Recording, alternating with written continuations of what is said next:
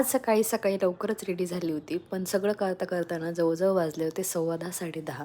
कारण आम्हाला बाहेर पण जायचं होतं, म्हणून पटपट देवपूजा वगैरे केली. देवपूजा वगैरे झाली, साईड बाय साईड बऱ्याचशा गोष्टी करून घेतल्या. हॉल थोडासा आवरून घेतला, कारण पूजा करून लवकरच बाहेर जायचं होतं. मग सकाळी काकूंनाही लवकर बोलवलं. काकूंनी उडीद वडा वगैरे, त्याच्यानंतर सगळं तळण्याचं वगैरे करायला घेतलं. त्याच्या आधी बेसिक जी तयारी आहे ती मी करून घेतलेली होती, कारण आज होते माझे आजी आणि आजोबा, सासरे म्हणतो आपण त्यांना, त्यांचे पित्र, म्हणजे माझ्या सासऱ्यांचे आईवडील त्यांची पित्र असतात.